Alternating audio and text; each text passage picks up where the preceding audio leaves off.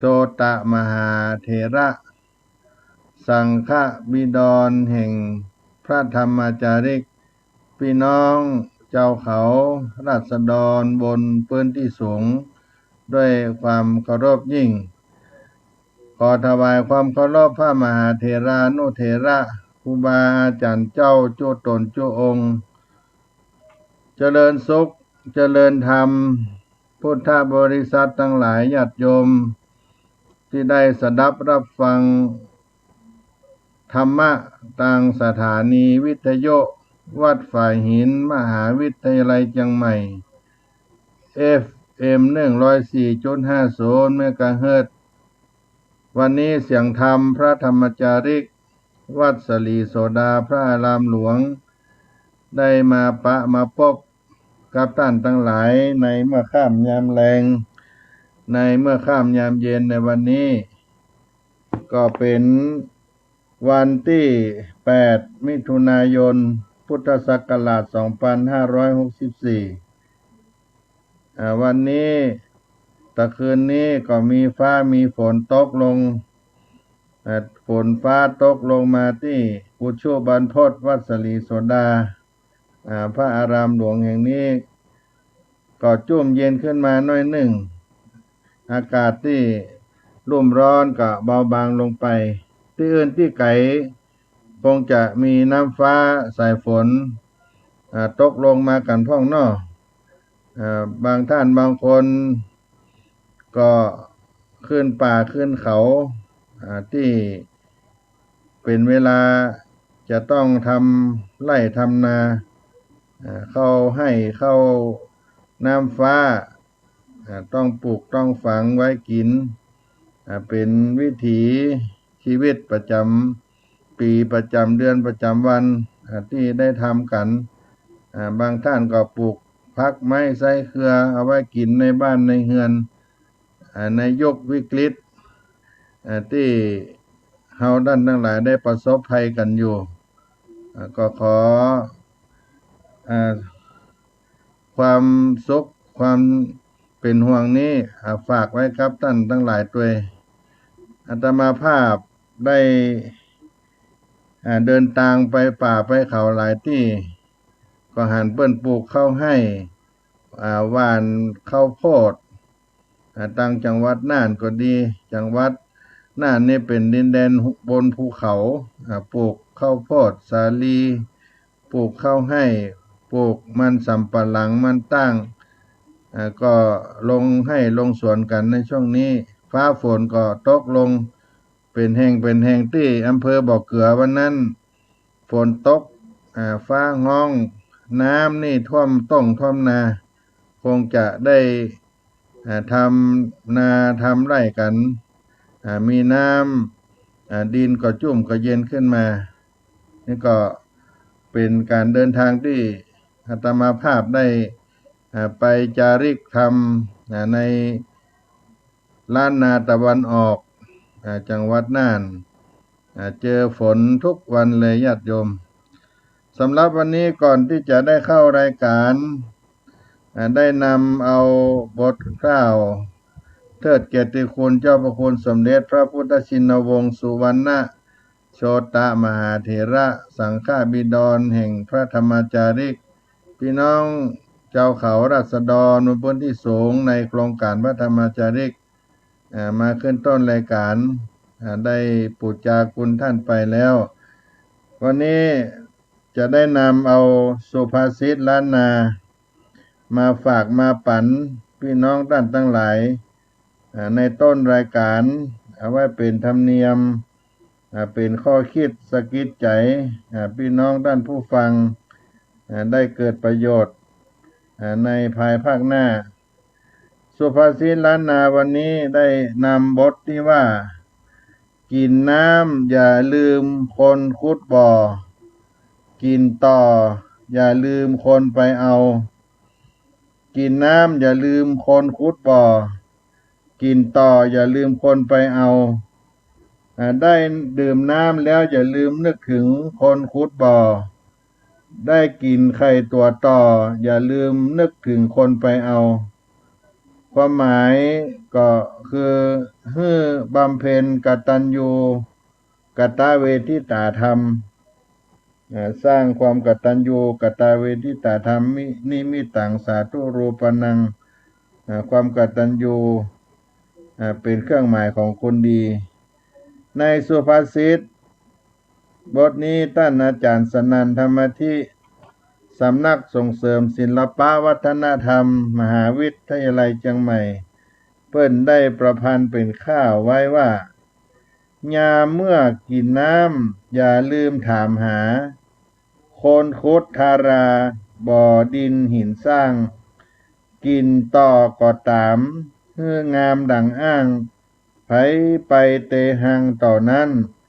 เพื่อกึดเถิงกุลเนื่องหนุนที่สั้นเป็นเครื่องหมายอันคนดีกะตัญญูตะปาฮื้อผ่องสีเผ่าผู้โสภีต่อเต้าไปหน้าต่อเต้าไปหน้ายามเมื่อกินน้ำอย่าลืมถามหาคนคดทาราบ่อดินหินสร้างคำว่าสร้างนี่ก็คือบ่อน้ำได้สร้างหินสร้างนี่ก็กึดขุดบ่อน้ำนั่นขึ้นมากินต่อก็ตามเพื่องามดังอ้างคำว่าต่อนี้ก็คือตัวต่อที่เอามากินเป็นอาหารไผไปเตหังต่อนั้นเตก็หมายถึงจัดการไปลือไปเตไปจัดการหังต่อในบทข่าวนี้คือกึดเถิงกุลเนื่องหนุนที่สั้นที่สั้นก็มีความหมายแปลว่าเนืองเนืองนึกถึงที่สั้นก็นึกถึงบุญกุลเนืองเนืองเป็นเครื่องหมายอันคนดีกะตัญญูตะปาฮื้อผ่องสีเผ่าผู้โสภีคำว่าโสภีก็คืองดงามเผ่าผู้โสภีต่อเต้าไปหน้าต่อเต้าไปหน้าในคราวนี้ก็มีขยายความว่าดื่มน้ำคราใดอย่าลืมนึกถึงคนขุดบ่อน้ำและยามใดได้กินไข่ตัวต่อก็ให้นึกถึงคนไปเอาพฤติกรรมเช่นนี้เป็นเครื่องหมายของคนดีกตัญญูกตเวทิตาธรรมย่อมหนุนนำให้ผ่องสีงดงามตลอดไปกินน้ำอย่าลืมคนขุดบ่อกินต่ออย่าลืมคนไปเอาสุภาษิตล้านนาไทยนำมาฝากมาปันพี่น้องท่านผู้ฟังในเมื่อค่ำยามเย็นในวันนี้น้อ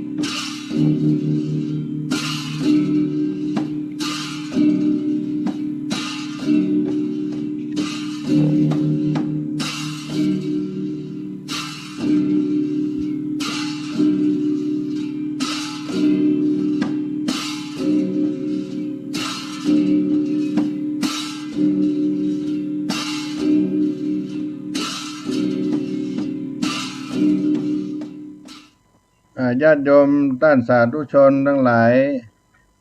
ช่วงบ่ายวันนี้อาตมาภาพได้รำลึกถึง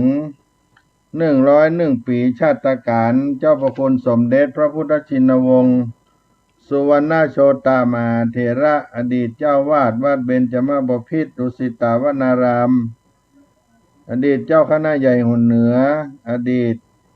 ประธานคณะพระธรรมจาริกไปในตอนหนึ่งก็คือชาติภูมิที่ท่านได้เกิดในจังหวัดเชียงรายในวันที่5มิถุนายนพุทธศักราช2463ตรงกับวันเสาร์ที่5มิถุนายน2463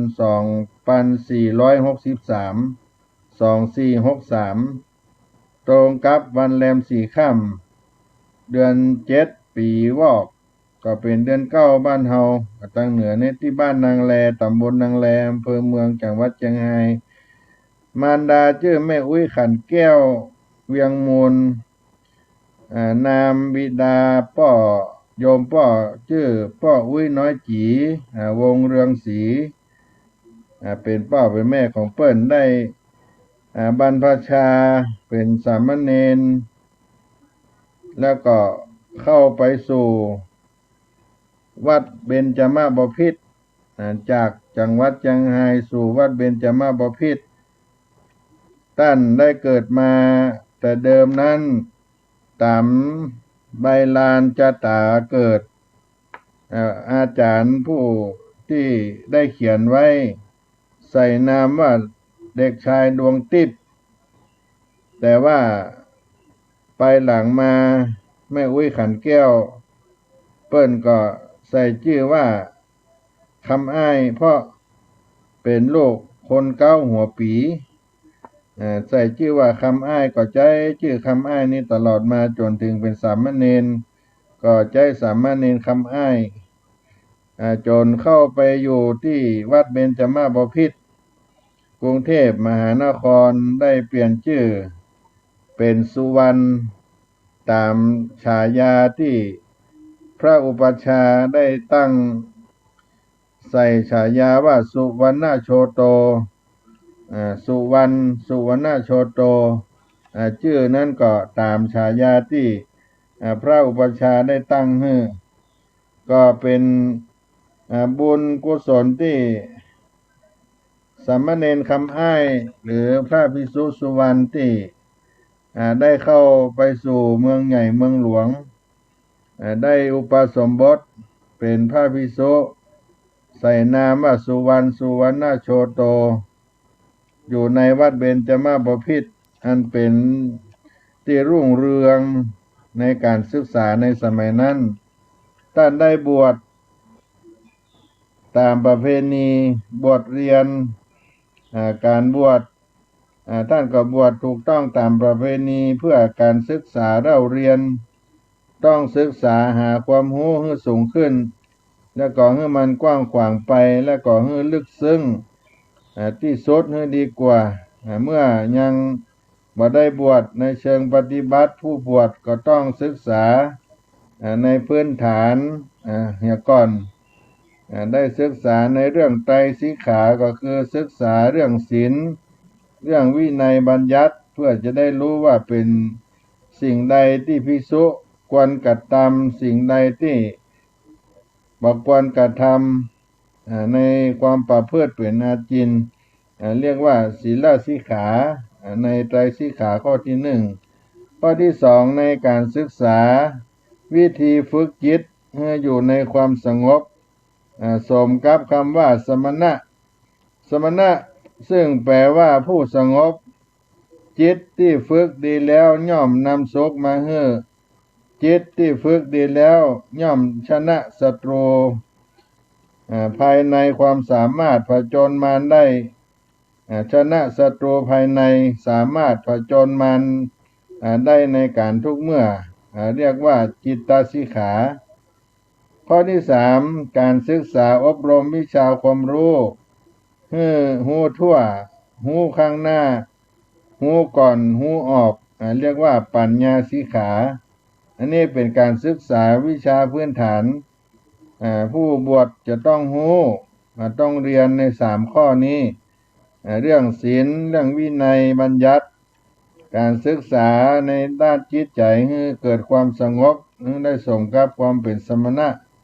การศึกษาอบรมวิชาความรู้ทั่วไปคือการใจปัญญาสิกขาทั้ง3ประการนี้ก็ต้องเล่าเรียนให้ได้ในการที่จะเข้าสู่ในการบวชของคนผู้ที่ต้องการบวชในพระพุทธศาสนาบุคคลใดเมื่อบวชแล้วประพฤติปฏิบัติตนอยู่ในหลัก3ประการดังกล่าวแล้วบุคคลนั้นก็ได้ชื่อว่าเป็นพระเป็นสมณะสากยบุตรที่แท้จริงและเป็นเนื้อนาบุญอันยิ่งใหญ่บ่มีนาบุญอันใดเสมอเหมือนนอกจากการศึกษาธรรมและบาลีการศึกษาธรรมและบาลีตามแนวการบวชประเพณีดังกล่าวพระมหาสุวรรณสุวรรณโชโตหรือเจ้าพระคุณสมเด็จพระพุทธชินวงศ์ก็ได้ศึกษาภาษาอังกฤษได้ชักชวนเพื่อนรุ่นเดียวกันที่พระมหาเข็บพระมหาเปลืองพระมหาประทวนพระมหาทองพระมหาสำอางได้มาเรียนร่วมกันแล้วได้เชิญอาจารย์ประยุนนิรามัยมาเป็นครูสอนเป็นเวลาหลายปีจนมีความรู้พร้อมพออ่านหนังสือพิมพ์รายวันได้แปลและแต่งประโยคได้ดีพอสมควรขาดแต่ภาคปฏิบัติและประสบการณ์จึงพูดภาษาอังกฤษมาได้พอฟังรู้เรื่องพ้องและก็สามารถค้นคว้าบาลีที่ถ่ายทอดเป็นอักษรโรมันพร้อมคำแปลเป็นอังกฤษของสมาคมบาลีปกรณ์หน้ากรุงลอนดอนประเทศอังกฤษได้ได้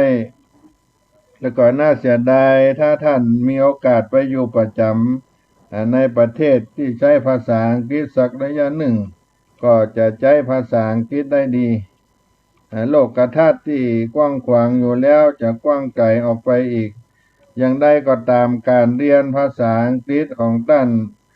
พระสุวรรณสุวรรณพระมหาสุวรรณสุวรรณโชโตก็ได้ยุติลงในปีพุทธศักราช 2493 ท่านพระมหาสุวรรณสุวรรณโชโตได้รับตำแหน่งเป็นพระครูปลัดสุวัฒนพรหมจริยคุณในพระครูฐานานุกรมพระเดชพระคุณท่านเจ้าคุณพระพรหมมุนีกิติโสภโนวัดเบญจมาบพิตรในสมัยนั้นและพระครูปลัดสัมพิพัฒนสุตาจารย์พระครูฐานานุกรมเจ้าคุณสมเด็จพระวรรณรัตน์ในปี 2489 และ 2490 ตามลำดับมาการศึกษาของพระมหาสุวรรณสุวรรณโชโตการศึกษาในสายปริยัติธรรมก็จบนักธรรมเอกปริญญา7 ประโยคแล้วก็ยุติการเรียนภาษาอังกฤษเพื่อเตรียมตัวทำงานรับใช้พระศาสนาในการเตรียมตัวรับใช้พระศาสนาต่อไปเมื่อปีพุทธศักราช 2493 ได้รับแต่งตั้งสมณศักดิ์เป็นพระราชาคณะชั้นสามัญที่พระกิตติวงศ์เวทีทำหน้าที่ผู้ช่วยเจ้าวาดเป็นครูสอนในสำนักเรียนวัดเบญจมาบพิตร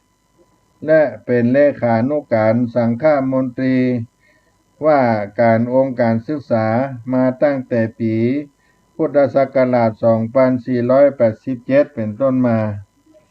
สามเณรสุวรรณได้บวชแล้วก็เพื่อบวชทำงานนับตั้งแต่เป็นสามเณรสุวรรณวงศ์เรืองศรีเข้ามาสู่กุฏิ45หรือกุฏิดีโลกนพรัตน์วัดเบญจมาบพิตรเพื่อปฏิบัติหน้าที่เป็นสามเณรอุปถากรับใช้พระธรรมโกษาจารย์โปรดกิตติโสภโนสมเด็จพระสังฆราชพระอุปัชฌาย์ผู้ซึ่งขณะนั้นเป็นประธานคณะบัญชาการคณะสงฆ์แทนองค์สมเด็จพระสังฆราช วัดสุทัศน์เทพวรารามสมเด็จพระสังฆราชแพรพระธรรมโกษาจารย์ผู้ซึ่งภายหลังต่อมาในปีพุทธศักราช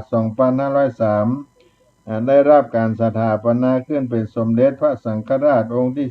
14 แห่งกรุงรัตนโกสินทร์สมณเณรสุวรรณได้รับการฝึกฝนอบรมทางการบริหารงานคณะสงฆ์มาโดยดีตลอดเมื่ออุปสมบทเป็นพระมหาสุวรรณแล้วต้องรับภาระงานกับคณะสงฆ์เพิ่มขึ้นการได้ยินได้ฟังได้หันได้ประสบการณ์เกี่ยวกับสังคมและพระและฆราวาสระดับสูงก็เพิ่มขึ้น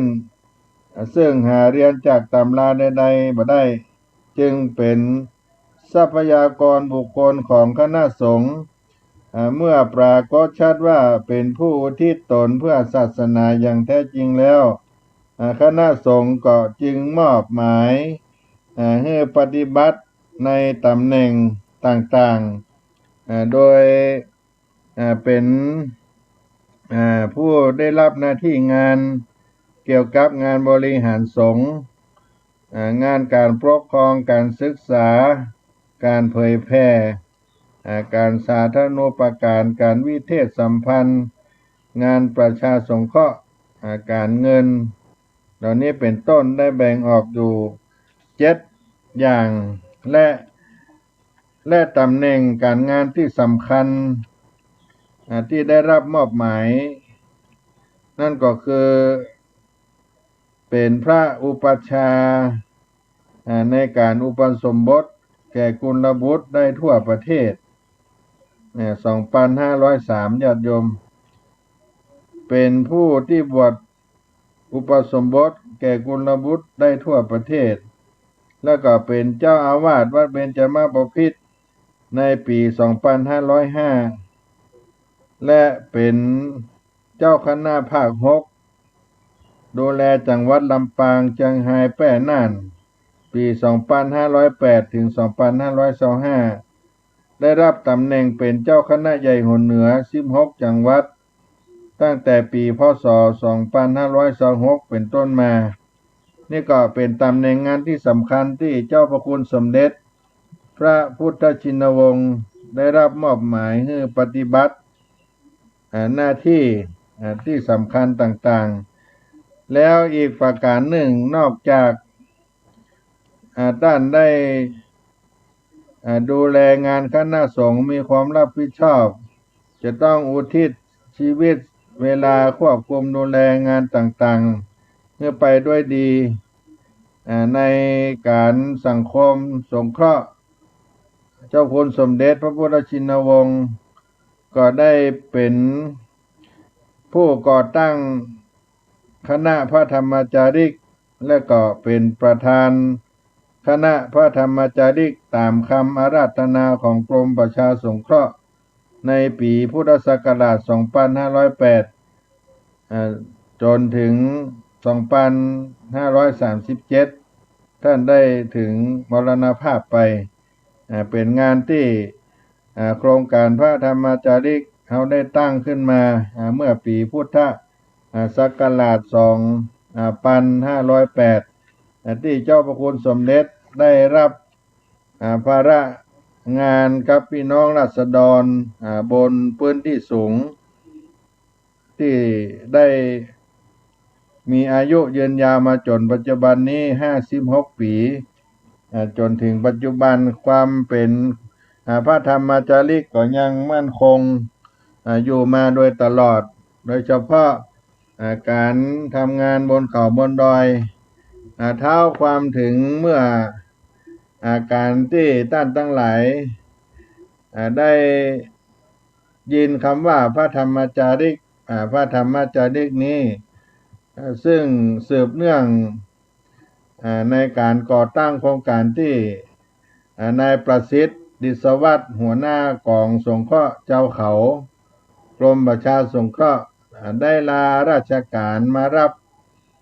การบรรพชาอุปสมบทเป็นพระภิกษุอยู่จำพรรษาที่วัดเบญจมาบพิตรดุสิตาวนารามพระนคร เมื่อได้รับการศึกษาเราเรียนอบรมในด้านจิตใจตามหลักพระพุทธศาสนาศาสนธรรมขององค์สมเด็จพระพุทธเจ้าชั่วเวลา3 เดือน 1 พรรษาก็เกิดความคิดขึ้นว่าถ้าได้นำเอาพระศาสนานำธรรมคำสอนของพระพุทธเจ้านี้ไปเผยแพร่แก่ชาวเขาเผ่าต่างๆคงจะเกิดประโยชน์ในการปกครองการพัฒนาเป็นอย่างดีเพราะคนเฮาจะมีความรักสามัคคีมีความฮักกันเป็นหมู่ใหญ่เกิดขึ้นได้จำเป็นต้องอาศัยขนบธรรมเนียมประเพณีพระศาสนา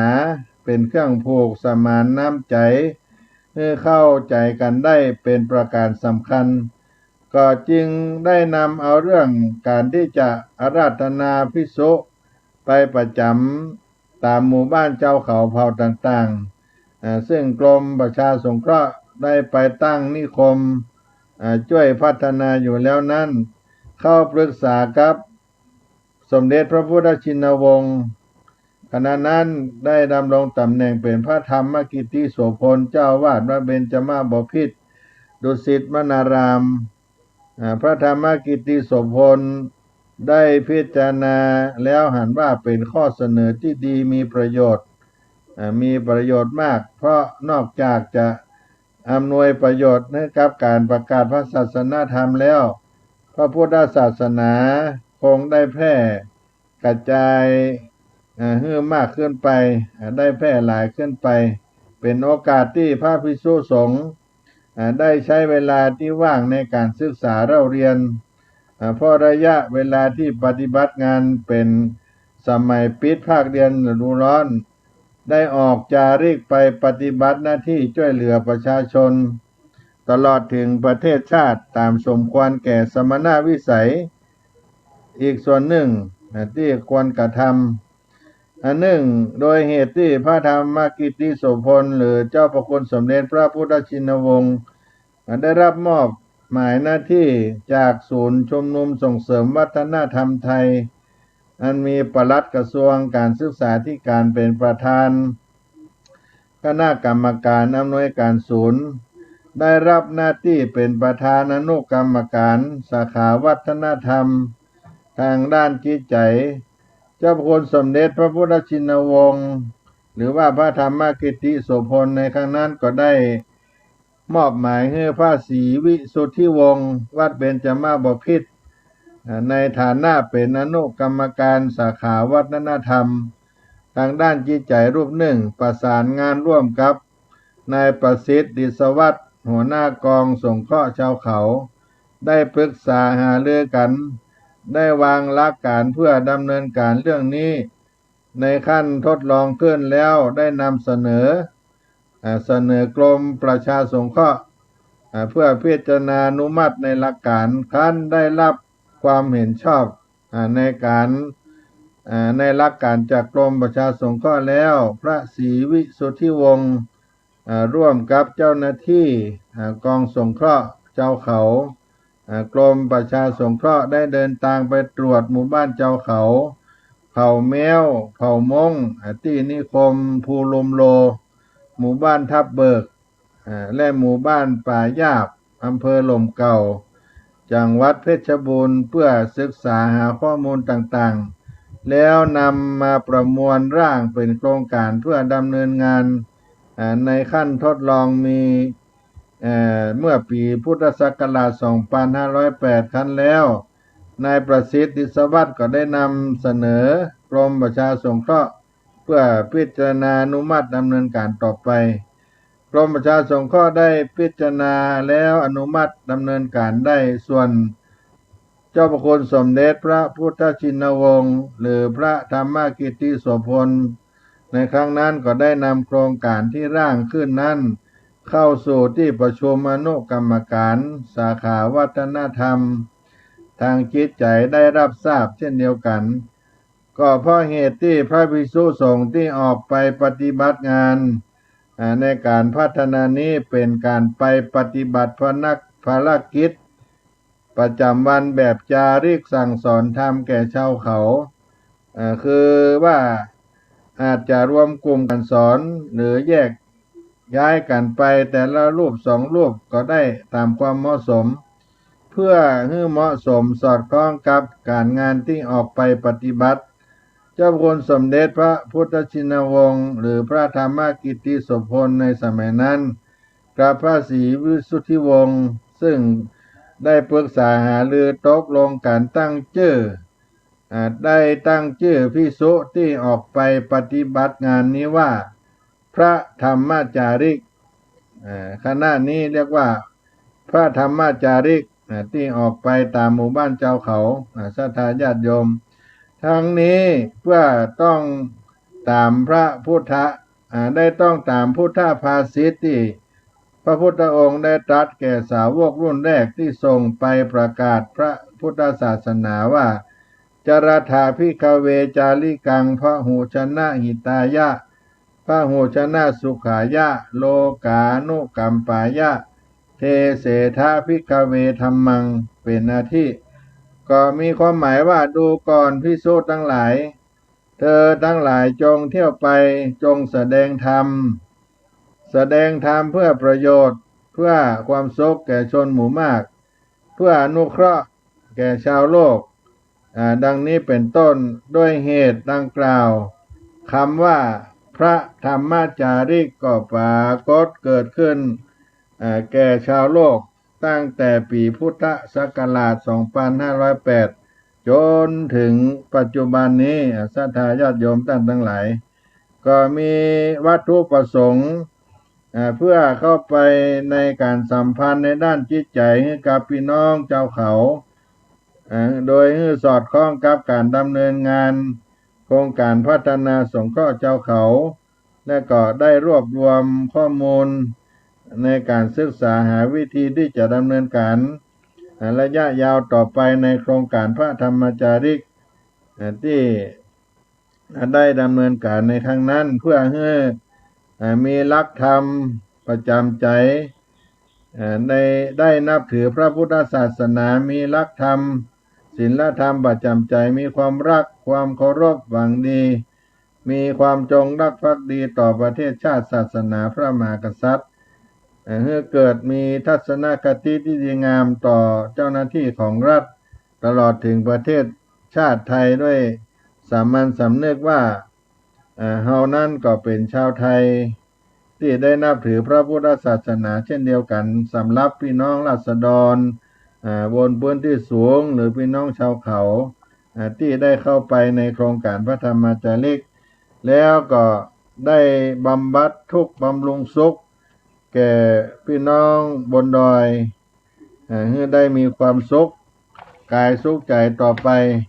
ในโครงการพระธรรมจาริกและคณะพระธรรมจาริกหรือว่า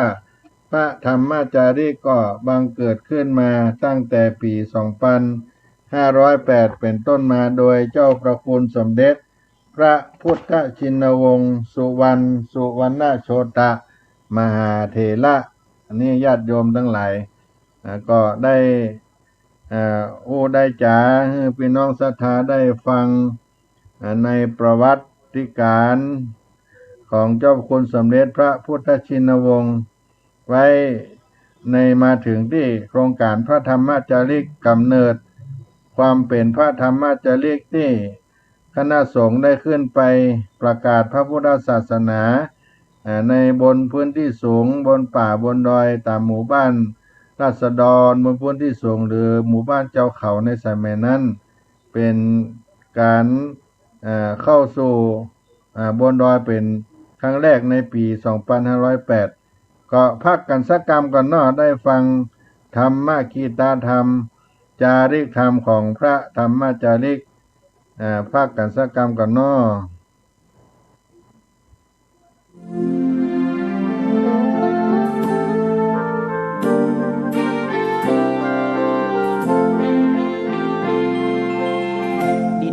ถิ่นดงธุรกันดารมีนามเรียกขานของศิษย์พระตถาคต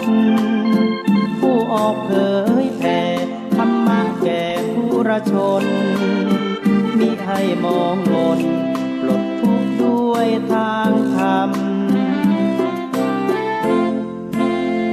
มจาริกธรรมจาริกธรรมจาริกถึงอยู่กลางป่าหรือว่ายอดดอยท่านไม่เคยถอยเฝ้าคอยชี้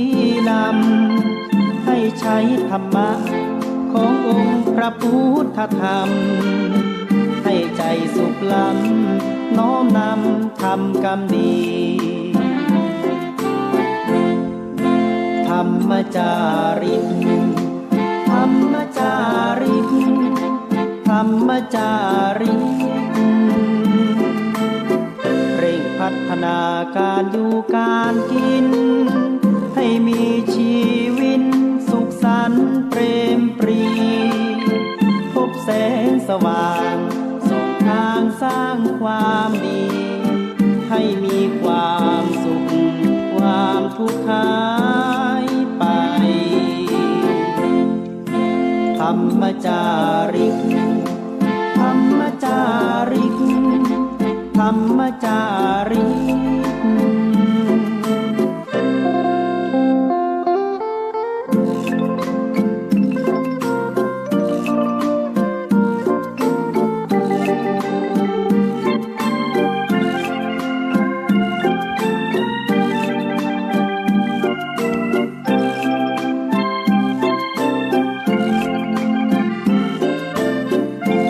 พัฒนาการอยู่การกิน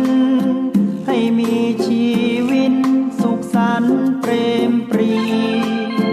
พบแสงสว่างส่องทางสร้างความดีให้มีความสุขความทุกข์หายไปธรรมจาริกธรรมจาริกธรรมจาริกธรรมจาริกธรรมจาริกธรรมจาริกธรรมจาริก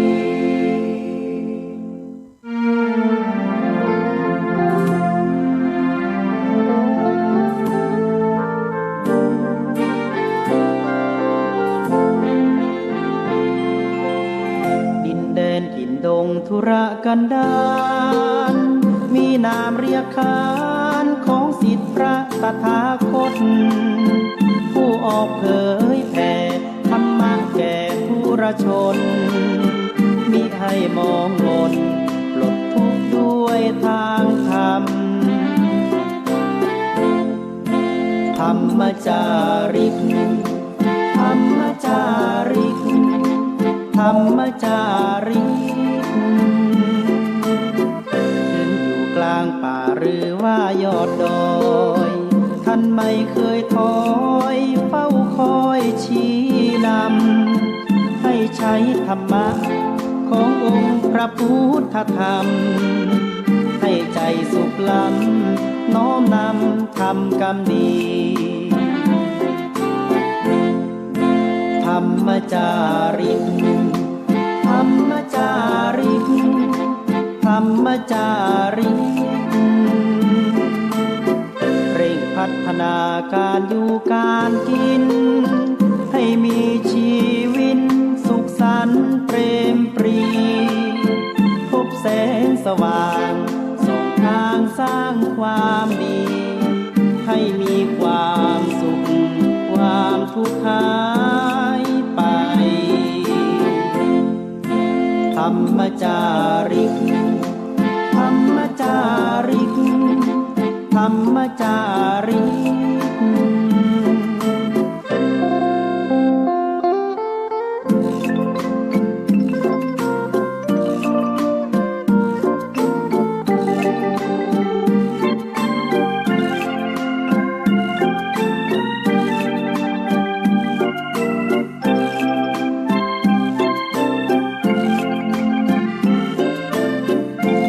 พัฒนาการอยู่การกินให้มีชีวิตสุขสันต์เปรมปรีพบแสงสว่างส่องทางสร้างความดีให้มีความสุขความทุกข์หายไป รมจาริกธรรมจาริกธรรมจาริกธรรมจาริกธรรมจาริกธรรมจาริกธรรมจาริก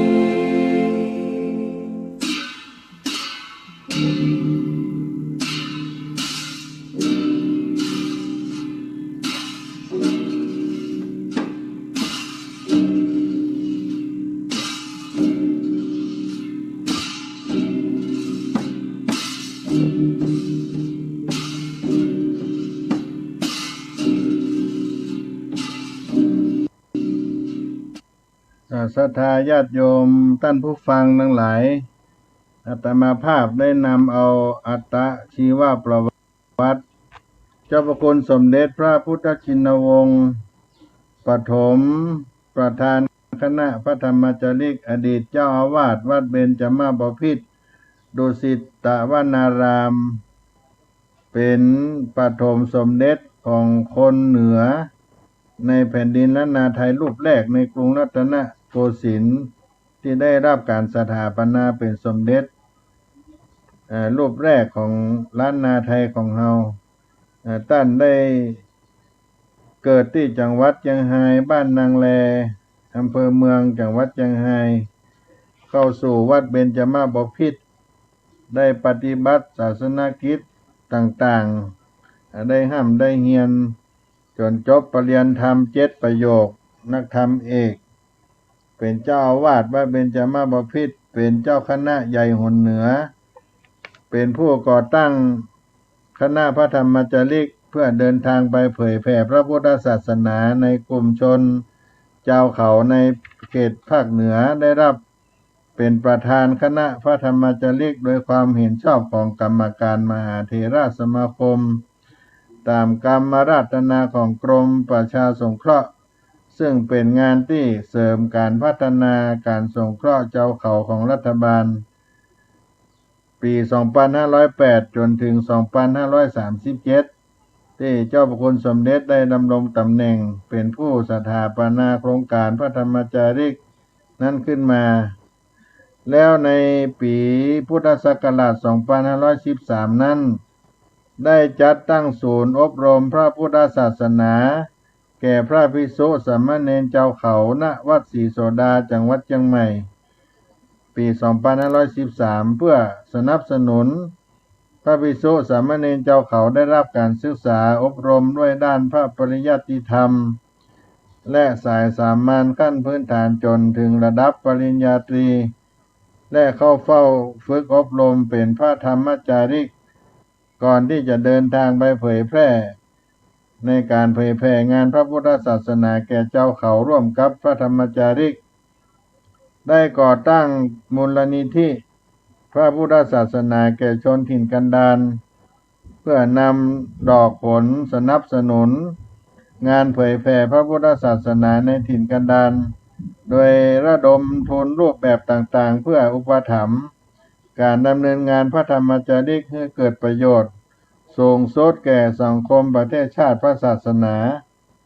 เปิดศูนย์อบรมพระพุทธศาสนาแก่เจ้าเขาสาขาบ้านหนองแว่นอำเภอแม่จันทร์จังหวัดเชียงราย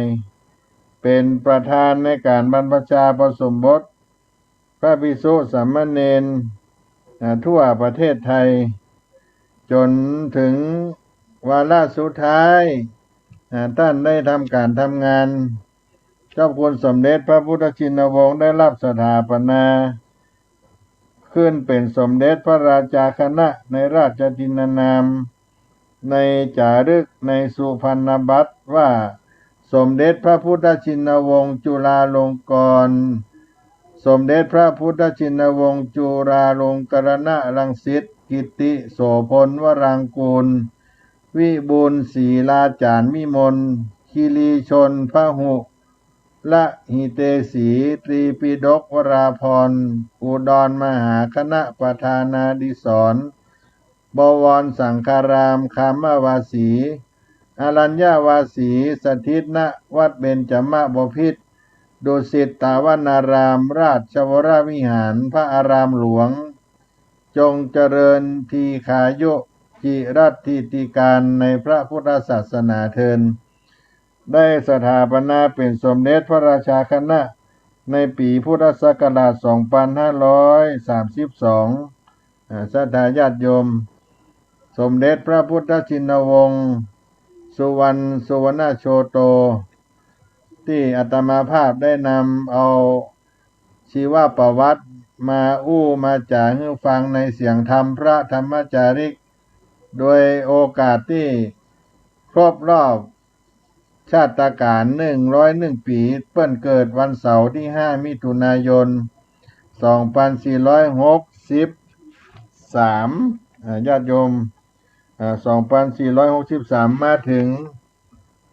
2564 ก็ตรงกับวันเสาร์ที่5 มิถุนายนได้101 ปีชาติการเจ้าพระคุณสมเด็จผู้มีพระคุณต่อพระพุทธศาสนาโดยเฉพาะพระธรรมจารีกพี่น้องชาวเขาราษฎรบนพื้นที่สูงอันหาที่สุดบ่ได้ที่จะพรรณนามาได้ในวาระสุดท้ายของหลวงพ่อเจ้าพระคุณสมเด็จพระพุทธชินวงศ์ได้อาพาธด้วยโรคหัวใจโรคเบาหวานและอัมพฤกษ์ทำให้ร่างกายซีกซ้ายว่ามีกำลังต้องเข้ารับการรักษาที่โรงพยาบาลศิริราชได้รับพระมหากรุณาธิคุณให้อยู่ในพระบรมราชานุเคราะห์ตั้งแต่วันที่18 เมษายน พุทธศักราช 2537 โดยมีศาสตราจารย์นายแพทย์สุภชัย ชัยธีรพันธ์หัวหน้าศูนย์โรคหัวใจคณะแพทยศาสตร์ศิริราชพยาบาลเป็นแพทย์เจ้าของไข้ตลอดเวลา5 เดือนเศษที่ได้รับการรักษาเจ้าพระคุณสมเด็จพระพุทธชินวงศ์ต้องเข้ารักษาในห้อง ICU และ CCU หลายครั้งมีอาการดีขึ้นตามลำดับแต่แล้วอาการของโรคหัวใจก็กำเริบขึ้นอย่างเฉียบพลันเพราะเลือดไปเลี้ยงหัวใจบ่เพียงพอจึงทำให้ถึงมรณภาพด้วยโรคหัวใจล้มเหลวในวันพฤหัสบดีที่ 22 กันยายน พุทธศักราช 2537 เวลา 11:40 นาทีที่ตึก 84 ปีโรงพยาบาลศิริราชศิริรวมชนมายุได้74 ปี 3 เดือน 17 วันท่านได้ลาละสังขารไปก็เป็นอัตประวัติอันย่ออันแคบเอามาเล่าให้ฟังเนื่องด้วยว่าท่านเป็น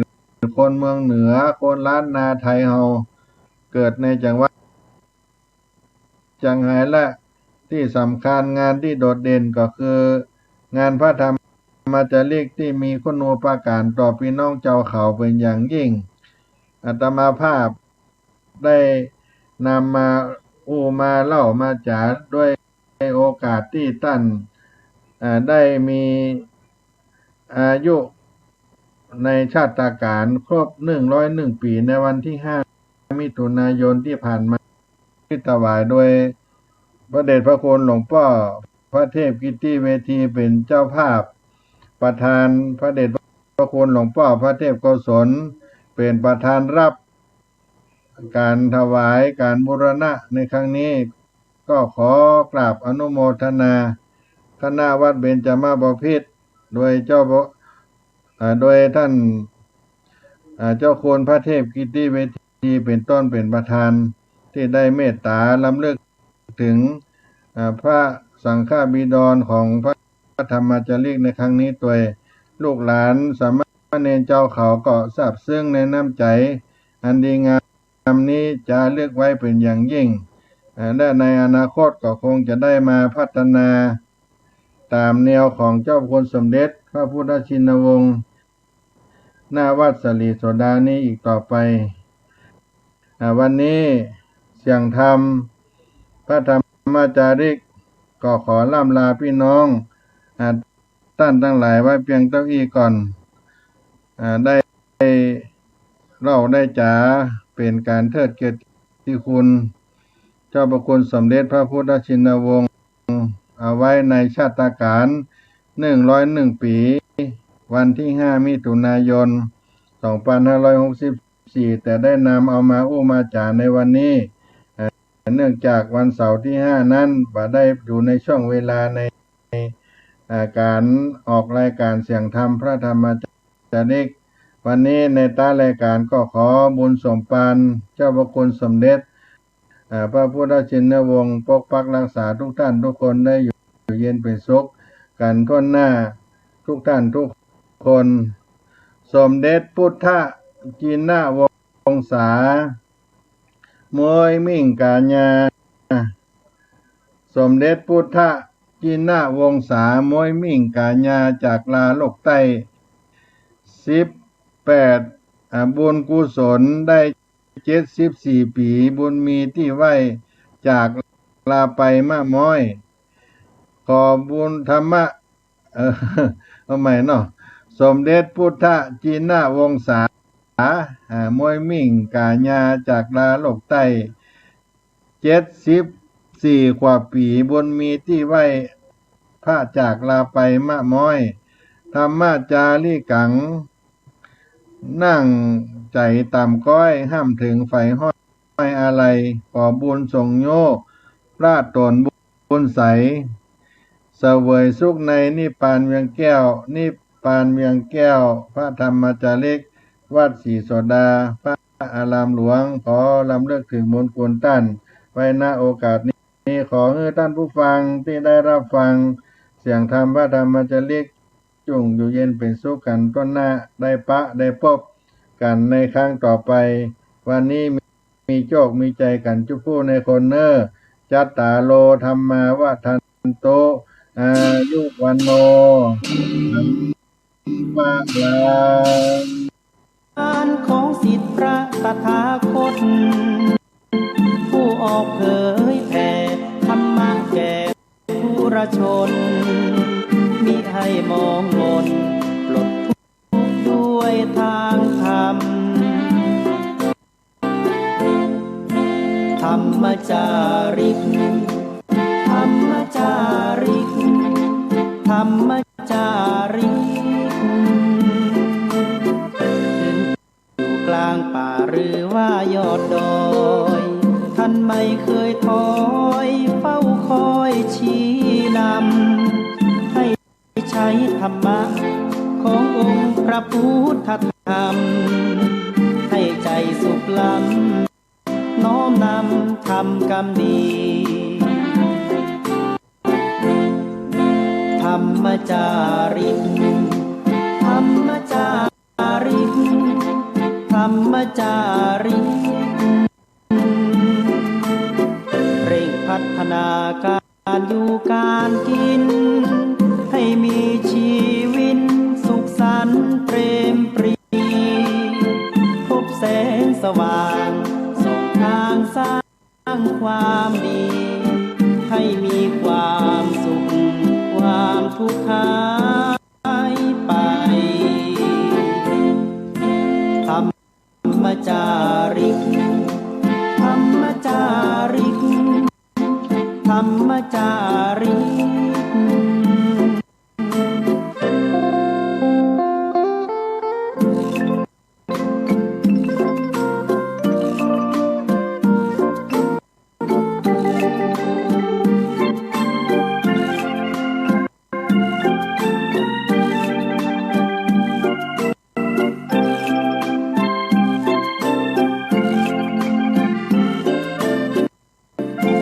พัฒนาการอยู่การกินให้มีชีวิตสุขสันต์เปรมปรีพบแสงสว่างส่องทางสร้างความดีให้มีความสุขความทุกข์หายไปธรรมจาริกธรรมจาริกธรรมจาริกธรรมจา